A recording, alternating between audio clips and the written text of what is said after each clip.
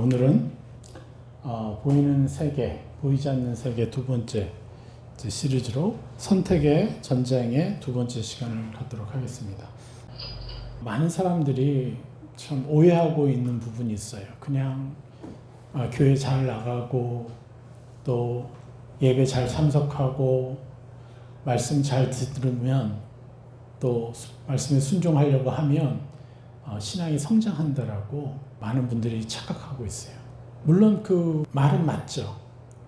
그런데 구체적으로 어떻게 순종해야 되는지, 무엇을 순종해야 되는지, 또 하나님께 어떻게 기도해야 되는지, 구체적으로 기도하는 것들이 너무 부족하다는 거예요. 왜 그래요? 우리 안에 의식과 무의식이 있는데 의식과 무의식의 그 관계를 온전히 알지 못해서 그냥 내가 아는 정도로만 하나님을 만나는 거예요. 그러니까 한계적으로 만나는 거죠.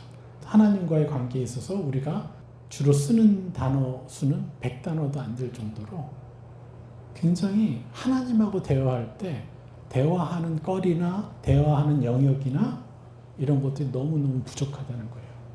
그런데 우리는 누구와 얘기할 때 가장 다채롭고 가장 많은 어휘를 써야 되죠? 하나님하고. 그러니까 우리가 대화하는 그 상대가 누구냐, 그리고 얼마나 다양한 단어를 쓰고 친밀히 교제하느냐, 그걸로 우리는 그 사람을 닮아가게 돼 있어요. 내가 돈을 사모해요? 그럼 돈에 대한 얘기를 많이 하겠죠. 경제에 대한 부분에 수많은 어휘를 쓰겠죠. 그러면 나는 그거를 사랑하는 거예요. 제일 귀하게 여기는 거예요. 그런데 하나님은 우리가 가장 사랑하는 존재예요. 그런데 하나님과의 대화에 있어서는 너무나 한계가 많은 거죠. 그러니까 너무너무 중요한 부분인데 그런데 우리가 생각보다 하나님께 가지고 나아가서 하나님과 대화하는 어휘의 숫자가 너무 부족하다는 거예요. 그건 왜 그러냐? 내 안에 있는 많은 영역들을 하나님께 어떻게 가지고 나가야 되고 왜 가지고 나가야 되는지에 대해서 알지 못해서 그래요. 그래서 내 안에 어떤 부분이 있는지, 내가 어떤 존재인지, 내가 어떤 상태에 있는지 우리가 알아야 하나님하고 더 깊이 교제할 수가 있는 거예요.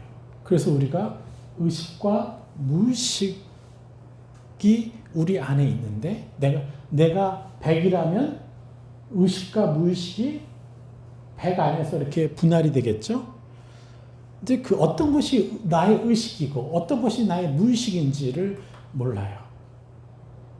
그래서 우리는 하나님을 순수히 따른다고 하지만 정말 너무 유치원생 정도의 수준으로 하나님과 교제를 해요. 그러니까 온전한 성숙한 대화가 안 되는 거죠. 교제가.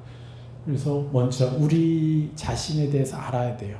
인간이 어떤 상태에 있는지, 어떤 상황에 놓여져 있는지. 그래서 의식과 무의식의 관계를 한번 봅시다. 자, 조아리창. 네. 조아리창에 4가지 영역이 있어요. A, 나도 알고 남도 아는 나. 그리고 B, 나는 알고 남은 모르는 나. C, 남은 알고 나는 모르는 나. D, 나도 모르고 남도 모르는 나. 이게 우리의 의식과 무의식이라는 거예요. 그런데 A가 뭐라 그랬죠? A는 나도 알고 남도 아는 나예요. 이건 무슨 영역이냐? 노출된 영역이에요. 누구나 알고 있는 나고 나도 알고 있는 나예요. 내가 나에 대해서 알고 있는데 남도 어느 부분 나에 대해서 알고 있는 거예요. 그러니까 그것은 남에게 노출되어 있는 영역이죠. 이게 A의 영역이에요. B는 뭡니까? 나는 알고 있는데 남은 모르는 나예요. 보겠어요? 이게 바로 숨기는 영역이죠. 남에게 보여주지 않는 나의 영역이죠. 그럼 C는 뭐냐? 남은 알고 나는 모르는 나예요. 너무 재밌죠? 나에 대해서 내가 모르는데 남은 내가 어떤 사람인지 알아요. 그런 영역이 있어요. 착각의 영역이죠. 자기 자신에 대해서 착각. 이거를 우스갯소리로 푼수의 영역이다 이렇게 얘기를 하죠. 지만 몰라. 남들은 다 아는데. 이런 영역이죠. 그리고 D, 나도 모르고 남도 모르는 나라는 거예요. 내 자신에 대해서 나도 몰라요. 그런데 남은 더더욱 몰라요. 그 부분에 대해서. 그게 뭐냐? D. 이게 무의식의 자아 영역이라는 거예요. 무의식. 그러니까 어떻게 되는 겁니까? 이 무의식은 뭐냐면 바로 상처들을 통해서 들어온 옛사람의 형상들이 숨어있는 영역을 그대로 방치해 둔 채로 하다 보니까 그 어둠이 자신을 고치시키는 거야. 그러니까 내가 왜 이러는지 모르는 거예요. 갑자기 대중가요가 생각나네. 뭐지? 내가 왜 이러는지 몰라. 뭐 이런 거. 그러니까 내가 화내고 싶지 않은데 화가 나고 분노하고 싶지 않은데 분노하고 내가 너무 자존심이 상해가지고 이걸 하지 말아야 되는데 막 그런 상처를 드러내고 싶고 막 이런 수많은 영역들 이게 다 어디에 있어요? 바로 이 무의식 안에 있다는 거예요. 이 조알이라는 이 심리학자가 오랜 동안에 걸쳐서 사람들을 연구하고 상담한 결과 이것을 알게 됐어요. 근데 이 조알의 창이 가장 중요한 영역이 또 뭐냐? 놀라운 발견은 바로 A, B, C를 합치면 바로 의식의 영역이에요. 그리고 D는 무의식의 영역이에요. 자, 근데 이 조알이라는 심리학자가 이것을 연구한 결과 이게 몇 프로냐? 의식과 무의식을 합쳐서 100%라고 한다면 의식이 몇 프로냐? 보통 사람들한테 이거를 제가 설명하면요. 의식을 한 60%, 70%, 80%, 90% 이렇게 얘기해요. 그리고 무의식을 10%. 많이 쳐준 사람이 한 50%까지 쳐주는 것 같아요. 대부분이. 그런데 이 조알의 창의 가장 놀라운 사실은 의식이 2%밖에 안 된다는 거예요. 그러니까 많은 사람들이 착각하고 있는 거예요. 내가 내 자신에 대해서 너무 잘한다.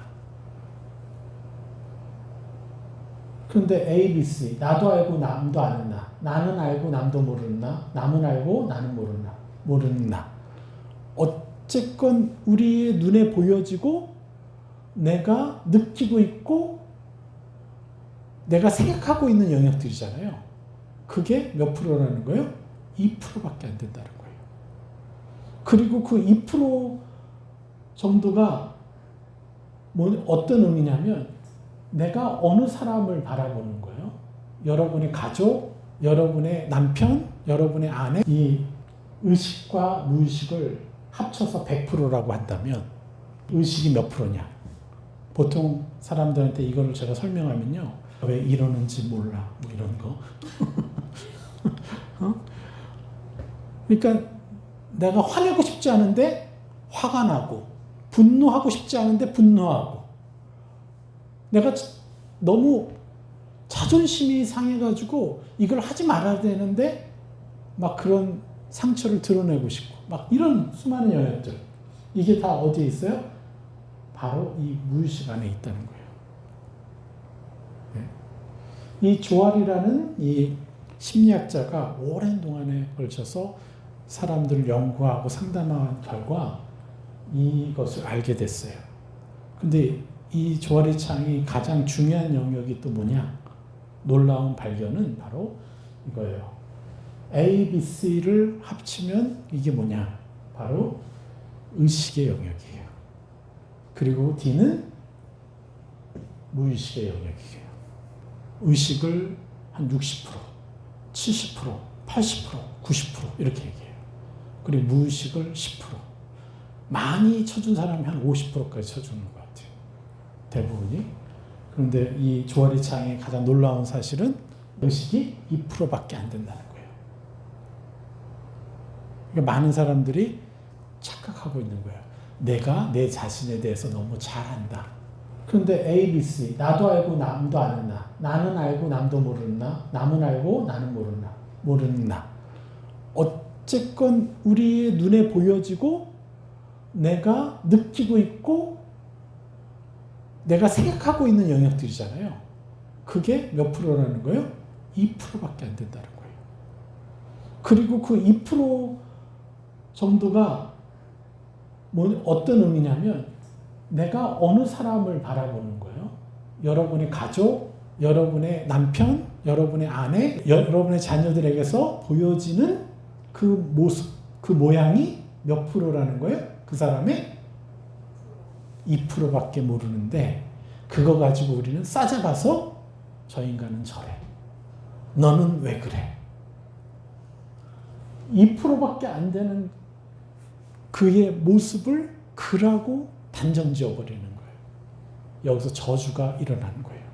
아직 그 안에 부활되지 못한, 일깨우지 못한 그 안에 있는 많은 것들이 있는데 우리는 오로지 그에게서 현재 나타나고 있는 그 모습으로 그 사람을 딱 정해버리는 거예요. 그리고 확정 지어버리는 거예요. 그 안에 숨겨져 있는 것을 회복시키고 발전시키면요. 그의 약점들이 사라지고 강점들은 더 강력해지는데 그리고 다른 영역의 것을 갖지 못한 것을 갖게 되는데 우리는 그 사람을 그냥 단정 지어버려요. 그래서 아예 애니어그램 자체가 그 사람을 묶어버리는 도구가 되어버리는 거예요. 그 사람을 합법적으로 판단해버리는. 그러니까 저 사람이 어떤 행동을 했을 때 2번이니까 저렇지. 그게 그 안에 있었던 의도와 이런 것과 상관없이 하나님의 새로운 꿈을 꾸고 하나님의 새로운 생각을 해서 그 행동을 하고 그 말을 했는데도 2번 유형이니까 이래. 이런 식으로 얘기할 수 있는 거죠. 합법적인 판단의 도구가 되어버리는 거예요. 너무 안타까운 거죠. 이 의식이 2%인데 이 2%의 의식으로 그 사람을 붙잡아버리고 내 자신을 붙잡는 거예요. 자, 무의식은 그럼 몇 프로겠어요? 98%죠. 예. 그러니까 우리는 우리 안에, 무의식 안에 있는 나의 자아를 끄집어내야 돼요. 그 무의식 안에 나쁜 것도 있고요. 상처를 통해서 들어온 나쁜 것도 있지만 그 상처를 통해서 들어온 나쁜 것이 내 무의식을 장악하고 있으니까 내가 느끼지 못한 채 어떤 일에 대해서 내가 반응을 해버려요. 반응을 하는데 그 무의식이 상처들을 통해서 요새화되어 있기 때문에 그 상처로 반응하게 만들어버리는 거예요. 내가 의식하지 못하는 채 어떤 사람은 화를 내고 어떤 사람은 집어던지고 어떤 사람은 침울에 빠지고 어떤 사람은 인식하지 못하는 채 그냥 울기만 하고 여러 다양하게 반응하는데 그게 뭐예요? 이 상처들이 요새화되었기 때문에 그래요. 그와 반대로 그 상처들이 요새화되어 있으니까 그 요새화된 상처들이 뭐예요? 바로 옛사람의 요새인 거죠. 그것에 반대되는 것들로 새 사람의 요새를 우리가 바꿔버린다면 어떻게 되겠어요? 그만큼 찬란한 내가 나오겠죠. 하늘에서 온 내가. 그러니까 나는 아직까지 98%의 어둠에 의해서 내 2%가 조정당하는 그런 형국을 사는데 모든 사람들이 대부분. 그런데 이 것들이 하나님의 형상으로 새롭게 돼버리면 나는요 얼마나 찬란하게 변화되겠어요.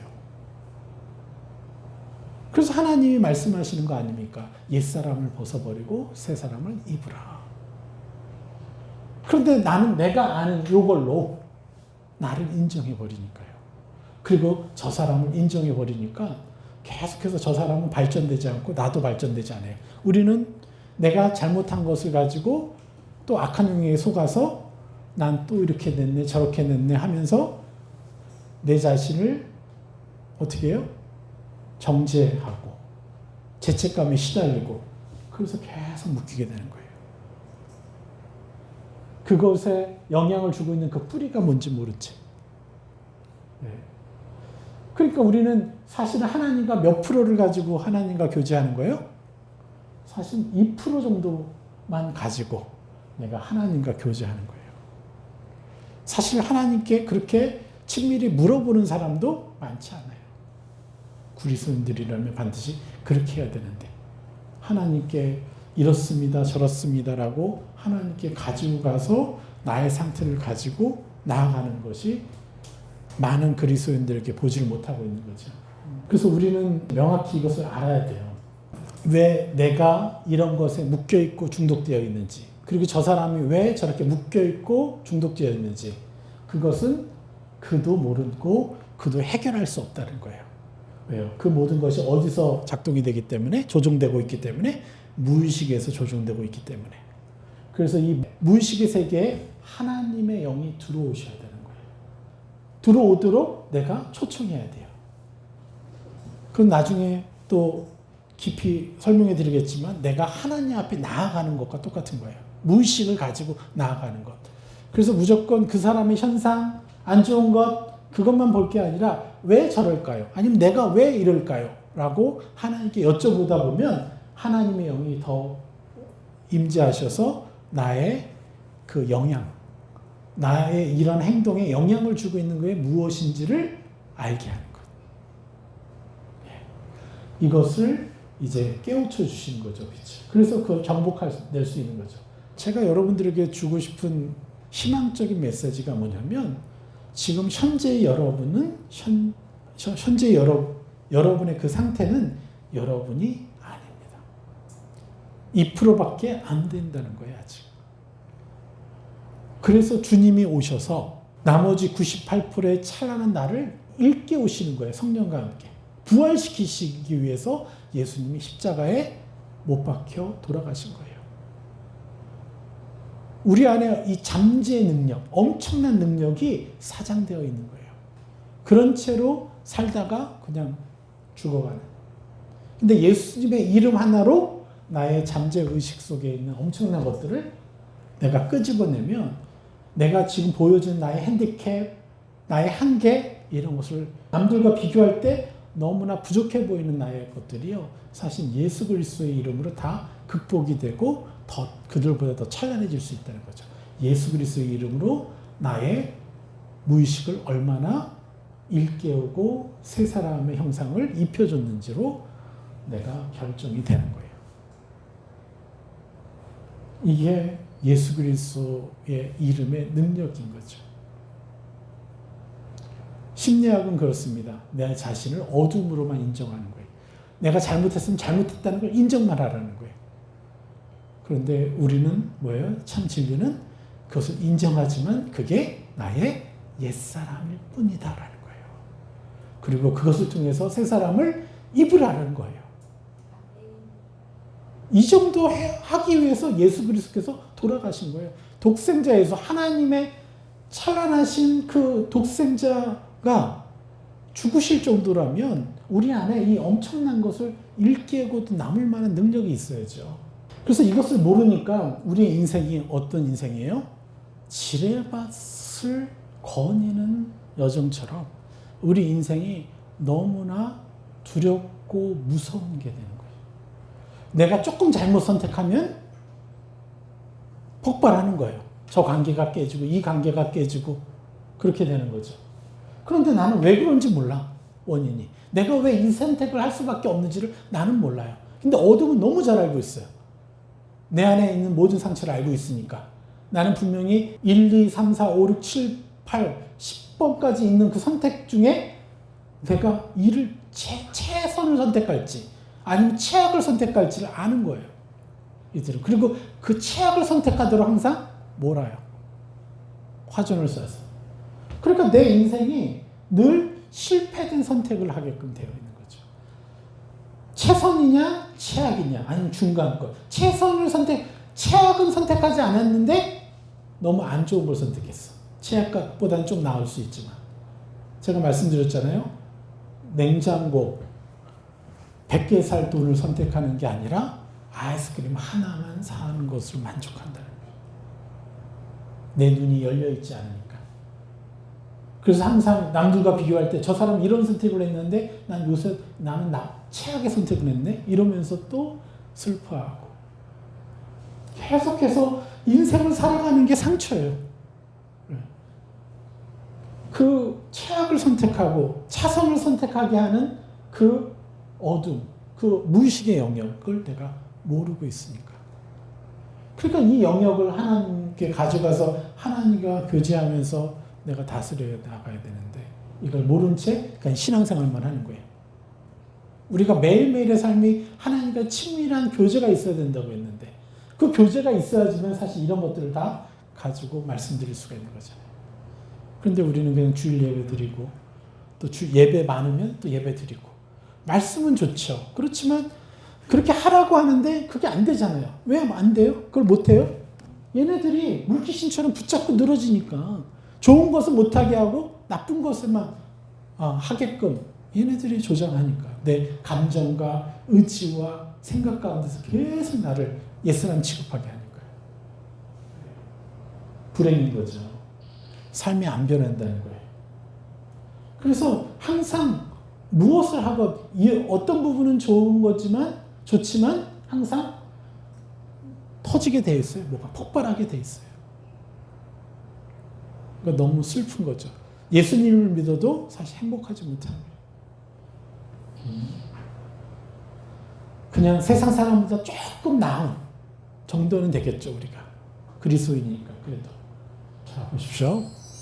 과연 누가 진짜 나인가? 자신 누구인지를 찾아내야 됩니다. 선택의 전쟁이라고 그랬잖아요. 인생이. 그죠? 자, 2%의 의식. 2% 의식의 내가 나인가? 아니면 98% 무의식의 내가 나인가? 네. 현재의 나죠. 2% 지금 드러나고 있으니까.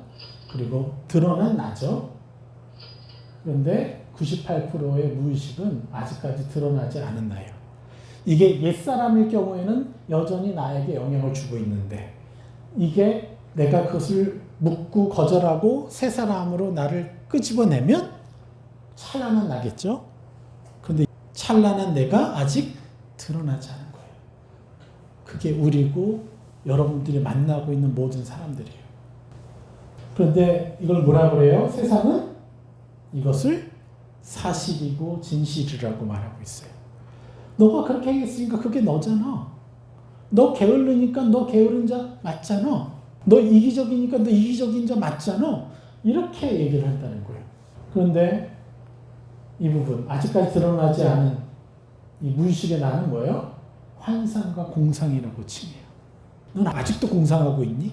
너무 감사한 게 우리 한 성도님이 성막 예배도 설명하고 예배도 같이 드리고 셀도 하고 그랬어요. 그리고 제 말씀을 계속 여러 사람들한테 보냈는데 한 분은 자기를 만나자고 해가지고 그렇게 얘기하더래요.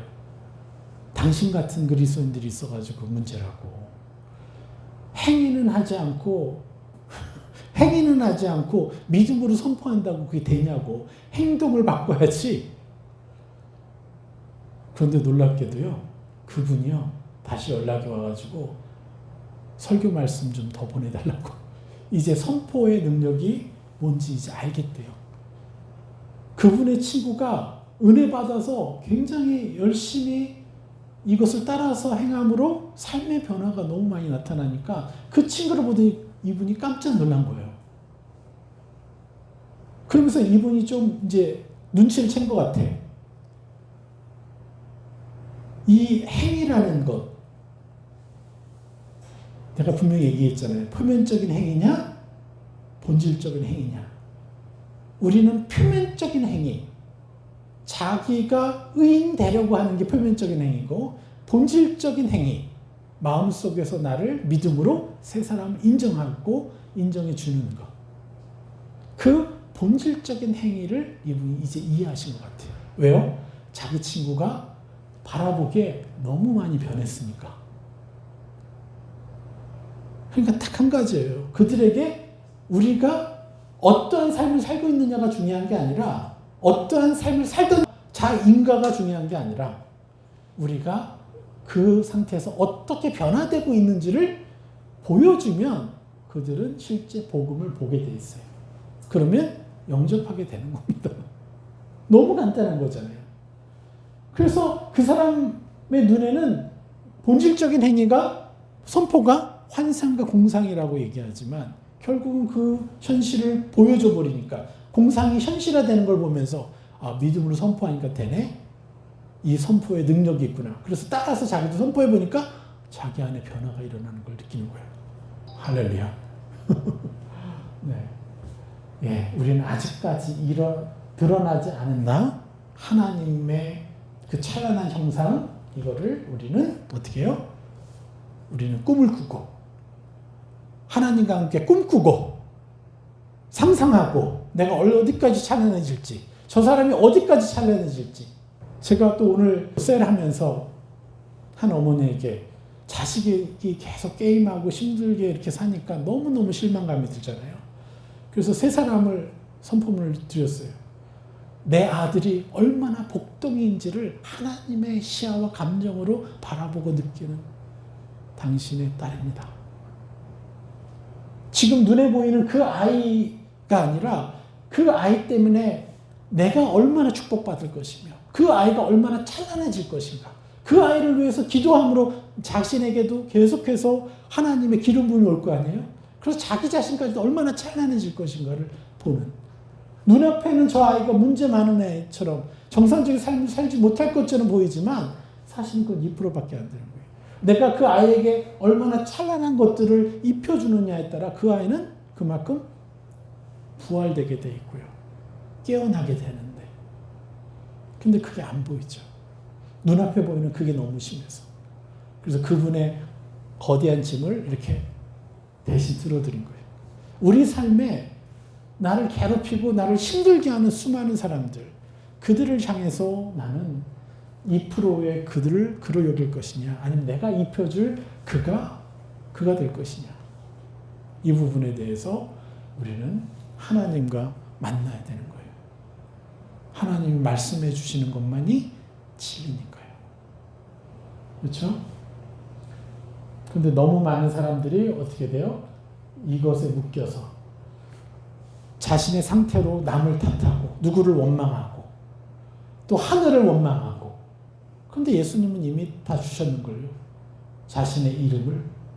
그럼 나는 그분 앞에 나아가서 그분의 이름으로 이 문제를 싹 갈아엎어버리면 나는 엄청난 능력을 발휘할 텐데. 그래서 현재 나, 질문인데 현재 나가 미래의 나라면 이게 뭐예요? 지금의 내가 여전히 미래에도 똑같이 그런 삶을 살고 있으면 이게 뭐예요? 이건 저주인 거죠. 당연한 거예요? 아니면 저주인 거예요? 당연한 게 아니라는 거예요. 2%의 나가 조금 더 발전되어 있는 것도 저주라는 거예요. 내 안에 찬란한 이것들, 무의식의 것들이 드러나야 이게 뭐예요? 그리스도인들에게는 상식이요 당연한 겁니다. 우리는 하나님의 아들들이니까요. 그래서 현재로부터 발전하고 또 그러면 당연히 행복해지죠. 그러면 어떻게 돼요? 우리는 비로소 이제 자아 발견의 무한 시작을 하게 됩니다.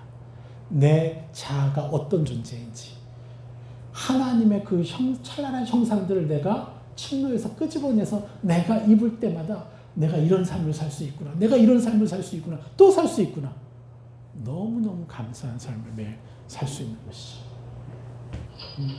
자, 그래서 우리는 분리해서 바라봐야 돼요.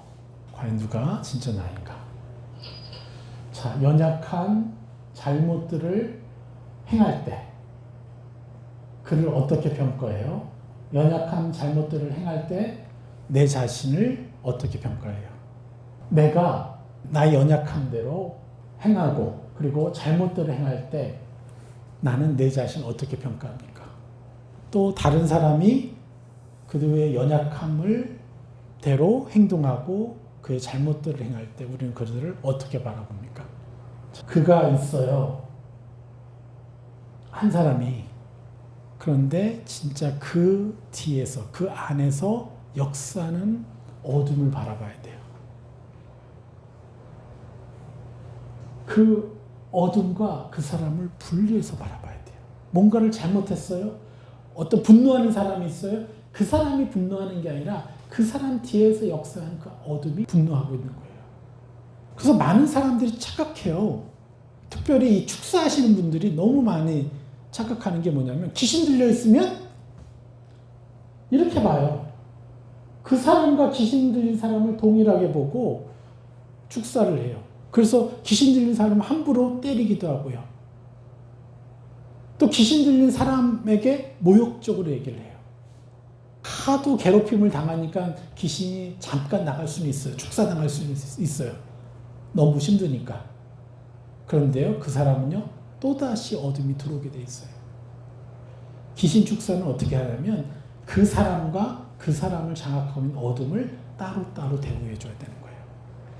그래서 우리는 최대한 진심 어린 마음으로 그 영혼을 존귀 여기고 예의를 다해서 대우하고 그리고 그 사람의 마음을 따뜻하게 만져주고 위로해 주잖아요. 그리고 그 사람의 입술이 내가 하는 말을 따라서 기도하게 하면요, 어둠이 저절로 나가요. 왜요? 자기가 인정받고 있고 따뜻한 대우를 받으면 이 어둠을, 이 귀신을 거부할 수 있는 힘이 생기니까요. 시간은 걸려요, 오래. 그렇지만 다시 안 들어와요. 그리고 이제 그 다음 조치를 취하는 거죠. 이 사람이 누구예요? 존재 자체예요. 그리고 이것은 내면의 악이라는 거예요. 저주의 원인이 뭐예요? 드러난 것에 속는 거예요. 이 사람이 악을 행하고 있는 것처럼 보여서 우리는 이 사람에게 그렇게 막대하는 거예요. 함부로 지적하고 함부로 그 사람을 평가해버려요. 그런데 사실은 그가 아니라는 거예요. 그 뒤에 누가 있어요? 어둠이 있고 오랜 동안 상처받았던 그 습관에 의해서 지배받는 주인이 된 존재가 있다는 거예요. 자, 창세기 3장 6절에 이렇게 얘기합니다. 여자가 그 나무를 본즉 먹음직도 하고 보암직도 하고 지혜롭게 할 만큼 탐스럽기도 한 나무인지라. 그래서 우리는 항상 보여지는 것에 속아요. 남자건 여자건. 그래서 보여지는 것에 속아서 그것을 먹게 되는 거예요. 그리고 보여지는 것에 속아서 우리가 함부로 그를 평가하고, 보여지는 것에 속아서 우리가 함부로 그에게 분노하고. 이게 뭐예요? 사람의 한계라는 거죠. 육신의 힘으로 살아가는, 혼과 육으로만 살아가는 자들의 한계라는 거예요. 그런데 우리에게 뭐가 있어요? 하나님의 영이 있는 거죠. 그래서 하나님께 이런 상태를 가지고 가서 하나님과 함께 바라보면 온전히 분별할 수 있는 힘이 생기는 거예요. 그래서 우리는요, 하나님께 가져가서 분리해서 바라볼 능력을 키워내야 하는 거예요. 당장은 못 보죠. 그때 비로소 어떻게 해요? 분리해내면 그때 비로소 온전한 종 노릇에서 해방된 삶을 살게 되고 그렇게 도움을 줄 수 있고 그렇게 양육이 가능하다는 거예요. 그럴 때 비로소 하나님의 제자가 나오기 시작합니다. 하나님의 형상다운 다스림의 삶. 이 사람에게 우리가 분노하지 않고 보복하지 않고 누구에게 보복하는 거예요? 저 어둠에게 보복해야 되죠. 그래서 얘기했잖아요. 성경에서 어떻게 보복한다고요? 그 원수의 머리에 이마에 숯불을 올리는 보복을 하라고 하지 않았습니까? 그 뜻이 바로 그 영혼에게 내가 새 사람의 형상을 계속 입히면 이 사람이 그런 사람이 되게 해주셔서 감사합니다. 이 사람은 정말 이타적이고 다른 사람을 섬기고 다른 사람을 사랑하는 그러한 사람입니다. 이렇게 계속 선포할 때 어떻게 돼요? 이 사람은 새 사람을 계속 입고 얘 어둠은요? 새 사람의 불이 들어오니까 뜨거 하면서 그게 고문이 되니까 도망가는 거죠. 그래서 우리는 이것을 온전히 분리해낼 수 있게 되는 거죠. 하나님의 형상다운 다스림의 삶. 어둠에게 보복하고 그 사람에게는 하나님의 영광을 입혀주는 것. 하나님의 영광을 입혀주면 입혀줄수록 어둠에게 보복하는 것이죠. 할렐루야. 이게 바로 신적 차원의 건세요, 신적 차원의 신분이라는 거예요. 오늘도 이제 교제하신 분이 한 분이 그러더라고요. 나는 자기 남편한테 그 원망하고 탓하고 왜 그랬냐고 막 그렇게 하면 남편이 자기의 잘못을 알고 바꿀 줄 알았대요. 그런데 오랫동안 결혼 생활을 했는데 대화를 못했대요. 그것 때문에. 근데 이제는 그렇게 안 하고 내가 그래서 아프다는 거, 누구 탓하는 게 아니라 나의 상태를 객관적으로 이렇게 얘기하니까 남편이 그걸 받아주더래요. 할렐루야. 전에는 원망하고 탓하면서 얘기하니까 남편이 외면하고 남편도 너무 심한 말을 자기에게 하니까 이 사람이 평상시에 말이 없다가 심한 말로 나를 공격하니까 그게 진심인 것처럼 들렸대요. 근데 어디 그렇습니까? 공격받으니까 나도 공격하고 싶어서 마음에도 없는 말을 해대는 건데요. 그렇게 써왔다는 거예요. 글을 그 자체를 어둠으로 보고. 그런데 이제 자신의 상태에 대해서 객관적으로 난 이래서 슬프고 난 이래서 그렇다. 당신 때문에 그렇다 저렇다가 얘기 안 하고. 그렇게 하니까 남편이 쉬어. 그만 하고 그냥 쉬어. 딴 거 생각하지 말고 그냥 자. 그런데 그게요. 사랑으로 느껴졌대요. 왜냐하면 그 정도만 해도 자기를 받아준 표현이라고 생각되는 거예요. 그전에 한 번도 없었던 일이라는 거죠. 그런데 우리는 그 정도를 떠나서 뭘 해야 돼요? 신적 차원의 건세, 신분. 어둠과 대적하고 그 사람을 엄청나게 존귀히 여겨주는 삶. 새 사람을 입혀주는 삶.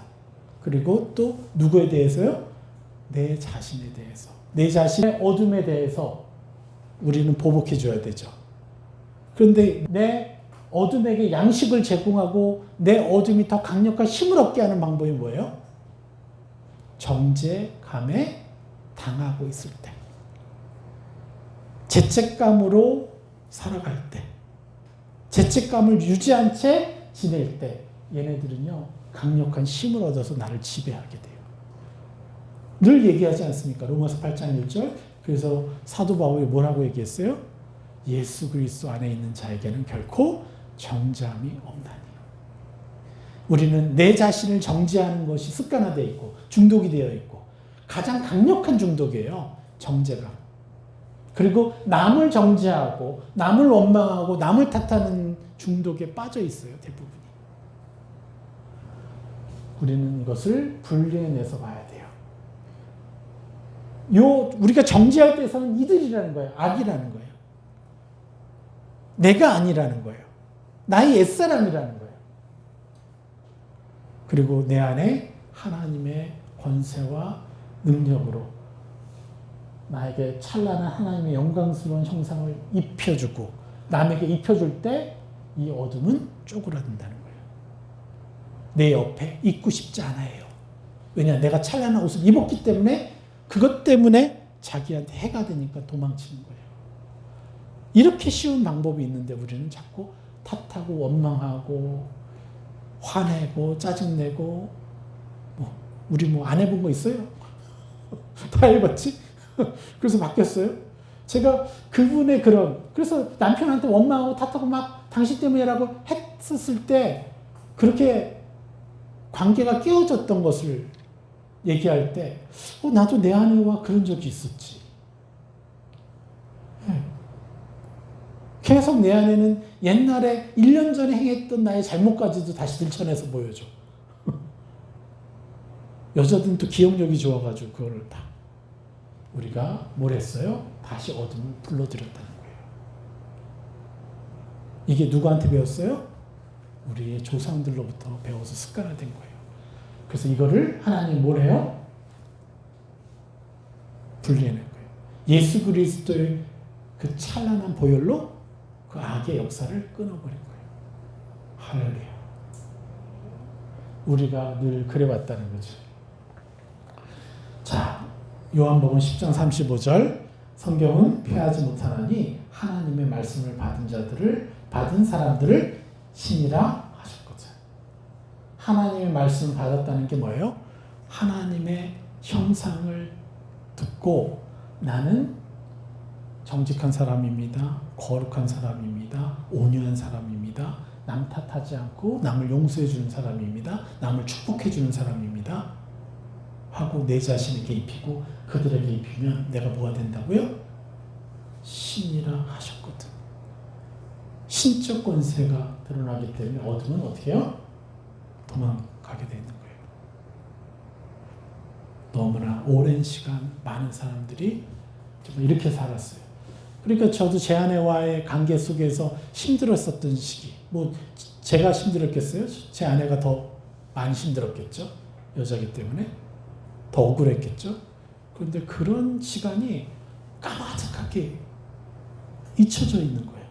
와, 우리가 원망하고 탓하던 그 습관과 이런 것들이 없어졌구나.